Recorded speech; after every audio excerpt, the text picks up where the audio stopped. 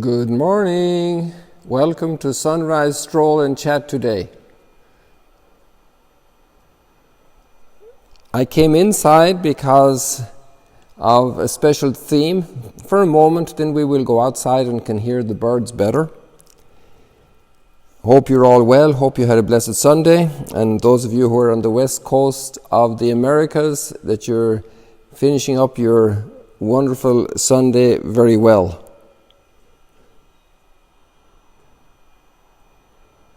The colours were splendid over a half an hour ago, the dawn colours, and these are the sunrise colours coming. Someday we'll have to do a dawn sunrise.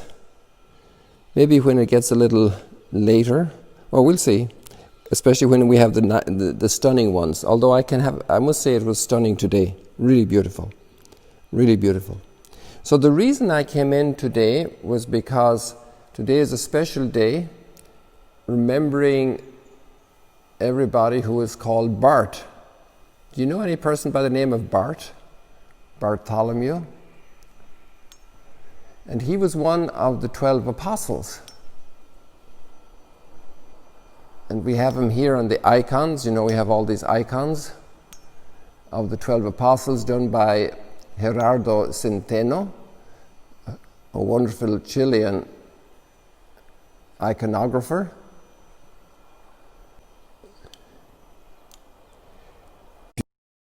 You have good transmission that you're able to follow, and the sun should be appearing any moment. But the reason I'm in here is because of Bartholomew. So here we have Bartholomew, and he doesn't have any particular decoration or accomplishment in history, and actually that's a very wrong statement, because that's what we normally say about people. He doesn't have anything special.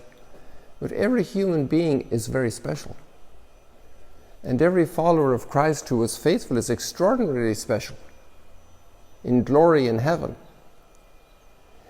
And this particular man, according to tradition, suffered horrendously at death for witness to Christ. He was flayed alive. Can you imagine being flayed alive, skinned? And this would have happened in Armenia. And that's also significant because Armenia was the first country that as a nation declared itself Christian, even before the Roman Empire, in the year 301. So Bartholomew is traditionally related to the evangelization of Armenia and many other countries in the East.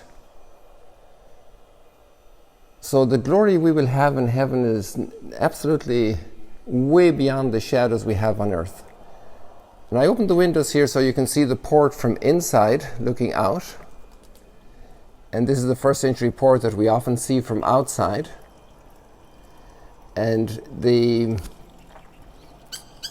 Bartholomew would not have known this port as a child because he was from Cana in Galilee. He is also identified with Nathanael, and that's the gospel that's read today in John's gospel, the gospel of Nathanael. So I'm just going to close the window so the birds don't come in, because they make their little mess if they come in. There are always great points about everything, but there are also downsides. Oh, there's the sun is out, but I need to close this window for a second here. That you have the sun is out here, people. Let me close the window.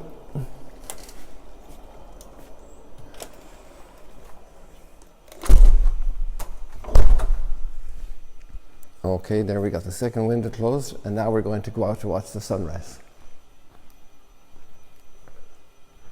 It's nice praying in here as the morning dawns. And just before we go out, let me do one more take from inside here so you can see the sun rising here through this beautiful window.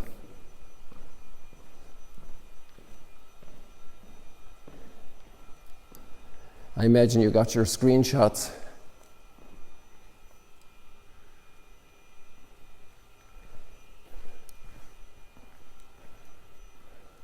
Also the icons light up at a special way when the light is coming in there.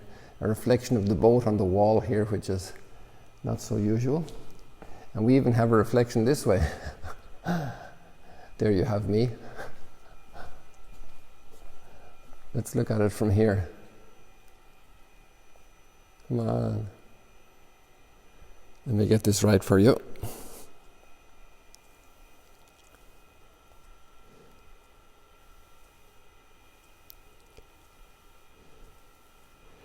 There we go. This was a great gift, the inspiration to construct this view to the Sea of Galilee with this beautiful window. Right now the infinity pool is empty. We're cleaning it, so we don't have that complete reflection we would have here with the boat on the water, looking like on water. It's sitting on marble from Norway. I'm going to just make my little reverence here.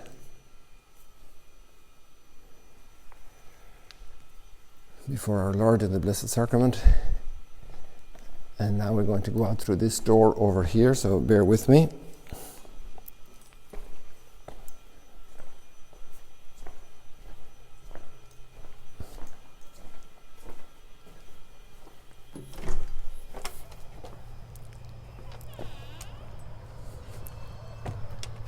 You have to get to see this right away here. It's too good not to catch it.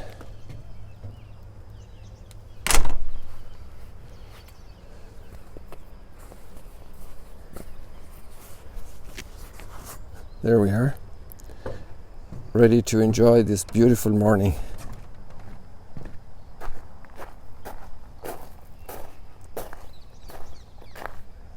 And there's a light coming on here as well from the sunrise.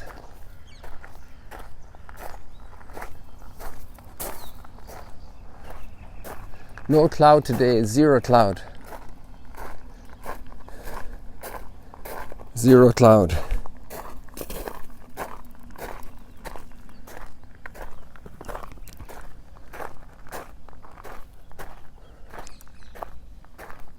Lots of fruit here, but they're much smaller than the ones on the other side.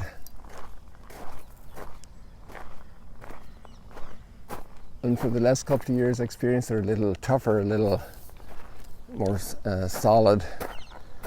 The ones up there by the guest house on the Donors Avenue are a little are softer, they're bigger, they're juicier.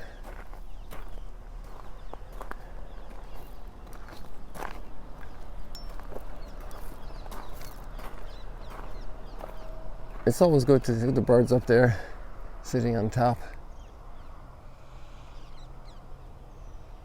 Another's flying by.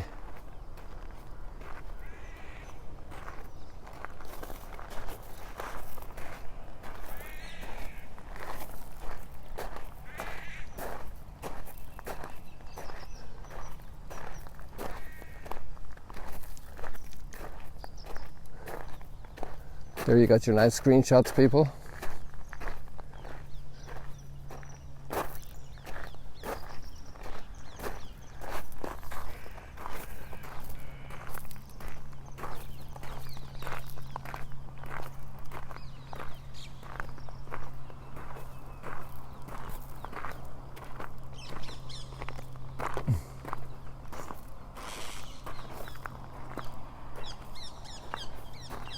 So let's see the real deal. Got some guests out this morning. Lots of holidaymakers here, enjoying the gifts of creation.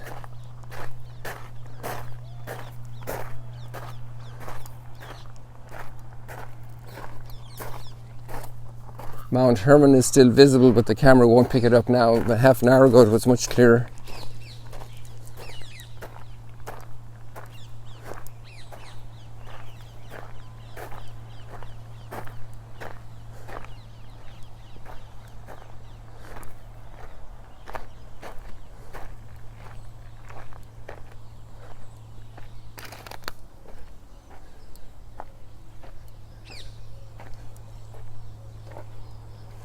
The water is still flowing here, a little more gently today, but it's still rippling.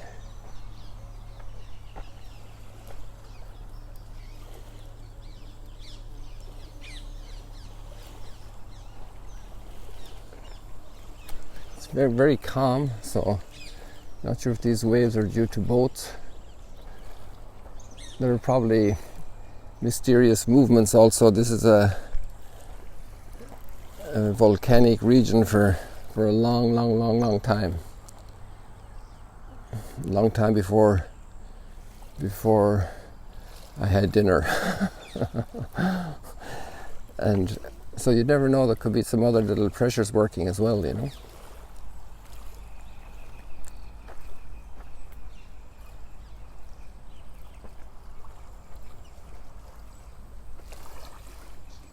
There our little squadron gone.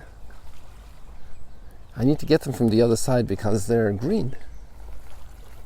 Green birds, like parrots. They're probably of the parrot family.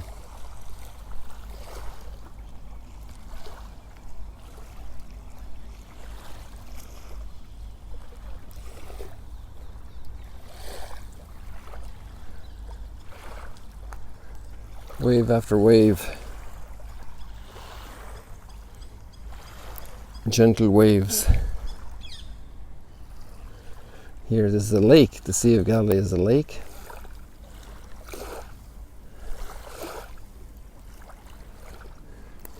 And we'll just go one little step this direction.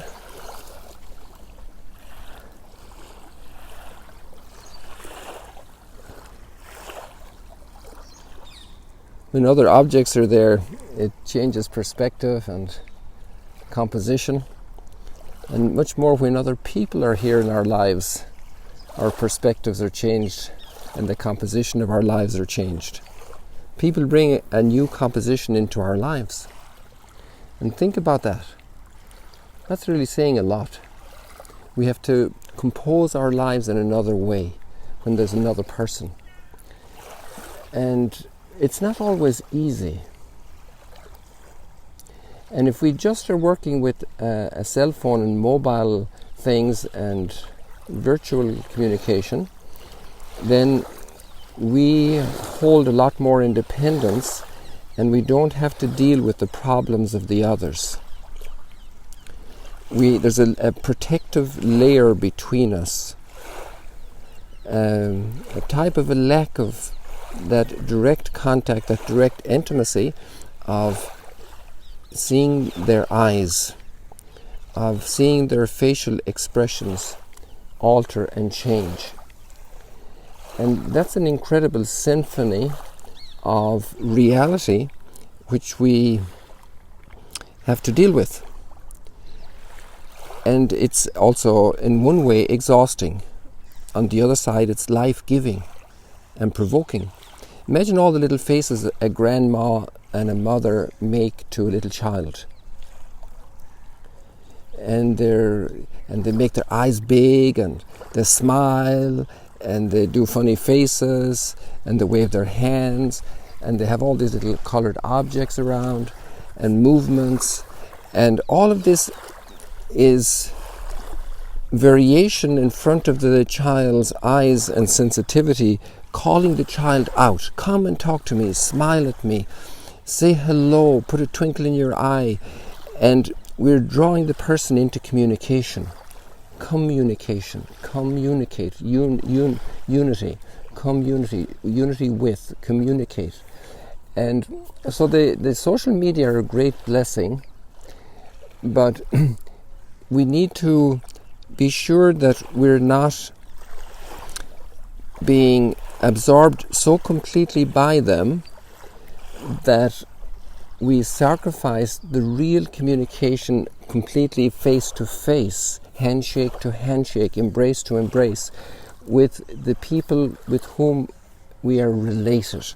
We're related with everybody, but we're particularly related with our mom and our dad, with our brother and our sister, with our neighbour, with fellow workers, with classmates, with former classmates, with the guy at the gas station, with the lady who's the bank manager or the office director.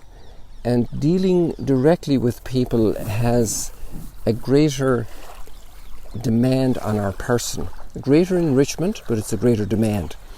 And there's an interesting line in that encyclical I mentioned yesterday that of Pope Francis of Laudato Si, and asking us to be attentive to the use of social media that would replace the direct contact, substitute for it,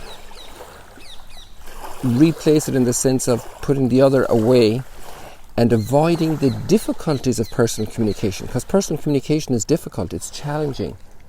And so let's monitor ourselves a little bit today and think how I need to be in direct contact with people and to look for that. And obviously the corona period has hindered that a lot with the social distancing and all of these facts. But within the family you can still have a lot of very good close contact, and to look for that, to seek that, to have that coffee together and not just have breakfast separately, and to do something together, to watch something together, to help each other in a chore and to work together. Because all of this togetherness shapes us, it brings us out, it brings us into a communion. We communicate directly, and it's very enriching and formative of our persons. Just like that little baby is making the first steps of communication as the grandma and the mother and the little sister and the brother and the dad and the grandpa, and everybody is there interacting. And that's bringing the child out. And all the interactions to the very last day of our life, even if we're being flayed alive like St. Bartholomew, all of these interactions bring us to another level of growth. Another level of leaving ourselves, of going out of ourselves to meet the other, to embrace the other, to be with the other. So that thought was not prepared this morning, but it came, and by putting in the extra reeds here in the picture. And when you have other objects, it changes the composition. Like, just watch this.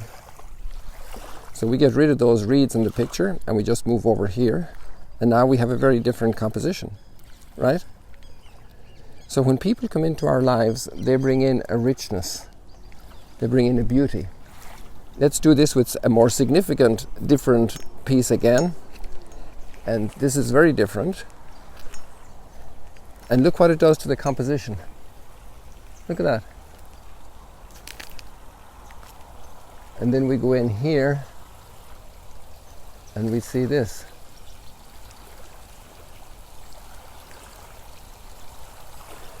And of course each variety has its own merits, its own beauty, its own richness. But imagine if we had no encounter with the other as a human being. How we need that culture of encounter. And especially with the very different other, this really makes for a very rich society. Rich societies are not just ones that have the most modern aircraft and industries. Rich societies are the ones that have the best encounter with the other, with the very other. How do we relate with the ones who have a completely different culture, a different DNA? That's the challenge for the little child going to school, always with their family, and now they have other classmates. And they might be from Asia, or they might be from Africa, or they might be from Ireland. Can you imagine?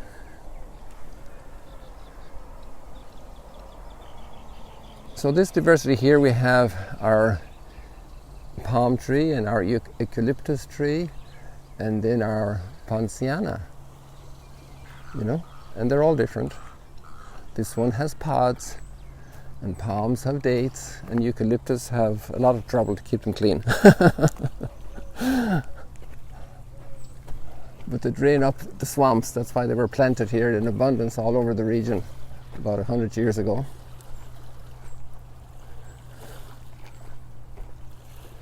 Good, so let's read a text today. We're not following the normal cycle of readings because of St. Bartholomew. See, the apostles were amazing.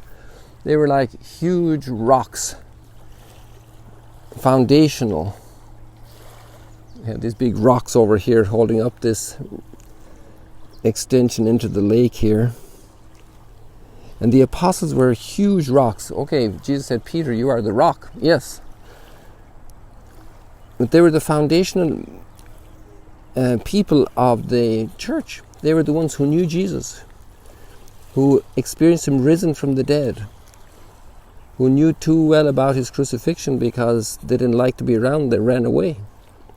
So they had an experience of their own infidelity, and therefore they had an extraordinary experience of God's mercy. They were totally aware of God's mercy. I read a lovely line this morning of Father Haggerty. I think he's at St. Patrick's Cathedral. If anybody sees him, say hello. Tell him he was quoted at the Sea of Galilee this morning. And he's saying something that's obviously not totally original from him, but it's very beautifully said, that we need to be aware of mercy, that we are always looked upon with mercy. And that presupposes then that we know ourselves as destitute. That means that we are being granted mercy. We're receiving something, not on top of creation, we're receiving a gift of forgiveness, a gift of love despite infidelity. And this was the experience of the apostles. They were not faithful to Christ, and they had been so blessed by him, but they experienced his mercy, his peace, risen from the dead. And they can never have forgotten that. And you see it in their lives, you see it in the constant attitude, the constant humility in their words, in their approach, and in their readiness to go the whole way, because all of them died as martyrs. St. John is considered also at the level of martyrdom because he suffered terrible tortures without dying, and then he died very old. But they gave the whole price, they paid the whole price, they went the whole way, they gave themselves completely, also under terrible circumstances of amazing suffering and hostility and rejection. And they bore witness that God is love and that there is mercy. So this is the great legacy of and that's where the church is built upon. The church is obviously very blessed to have a place like Duquesne-Alton here, or St. Peter's in Rome, or St. Patrick's in New York, and beautiful art and a great history, a great intellectual history, an extraordinary philanthropic history of hospitals and service and all of these things.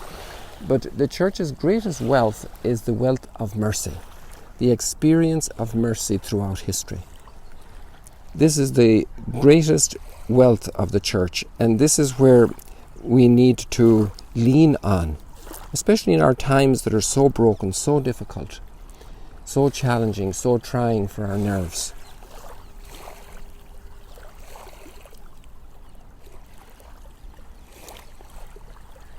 You know, because of that, let's start with the Psalm. The Psalm is 145, a few verses only. And verse 12, and this is always used for the feast days of the apostles. Your friends make known, O Lord, the glorious splendor of your kingdom. Your friends make known, O Lord, the glorious splendor of your kingdom.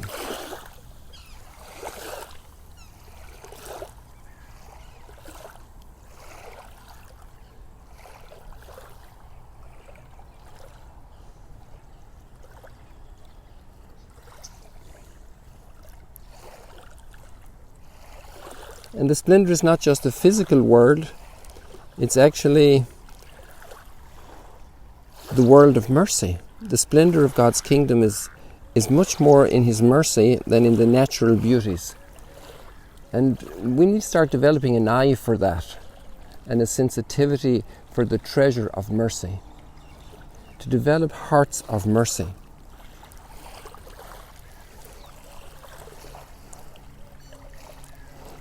We would focus on Bartholomew from the sensational point of view that it would work great in a Hollywood movie about the flaying of his skin, skinned alive. And that obviously shows incredible fortitude, which also comes from God. It's not just his stoic virtue, especially it comes from God. God shows his strength in our weakness. But the greater sensation that maybe we don't realize as sensational is mercy.